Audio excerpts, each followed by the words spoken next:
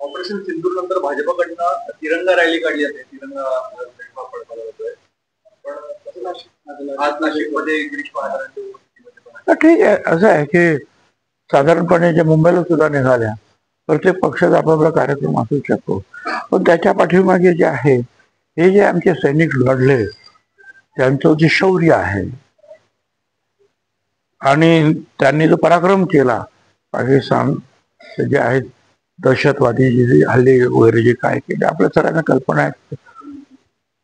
त्याबद्दल आभार मानण्यासाठी त्यांच्या पाठीमागे आम्ही सगळे आहोत, हे दाखविण्यासाठी हे सगळ्या ज्या आहेत तिरंगा रॅलीज ज्या आहेत ह्या भाजपतर्फे निघतात, इतर पक्ष सुद्धा ते काढतायत आणि काही वेळेला नको त्या गोष्टी सुद्धा घडतायत.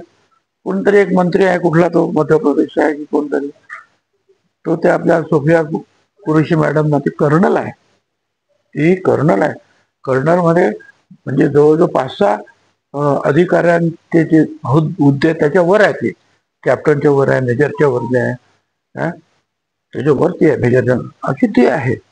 तिच्यानंतर मग brigadier, major general, lieutenant general आणि जनरल, 20 सिनियर आहे ते.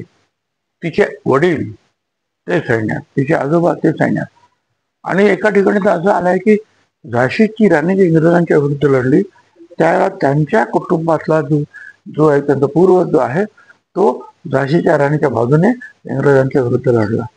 आता या अशा वेळेला नको ते किती वाईट तो कोण मंत्री बोलणार, आणि शेवटी हायकोर्ट आणि सुप्रीम कोर्टाला सुमोटो त्याच्यावर केसेस घ्यावे लागले.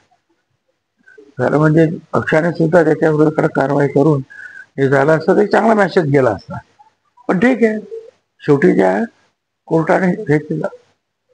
महाराष्ट्राला, हिंदुस्थानाला कोणालाच हे आवडणार, एवढं चांगलं काम सैन्याने केलं. मोदी साहेबांनी सुद्धा आणि त्यांच्या त्या थिंक टँकने ठरवताना ते विक्रम मिस्त्री, ते काश्मीरी पंडित, ती Vyomika Singh wing leader, wing commander, ती तिथे तुम्हाला ब्रीफिंग करण्यासाठी, आणि दुसऱ्या बाजूला सोफिया कुरेशी मुस्लिम समाजाची, ती पण मागासवर्गीय समाजाची. योमिका सिंग ह्या सुद्धा मागासवर्गीय समाज.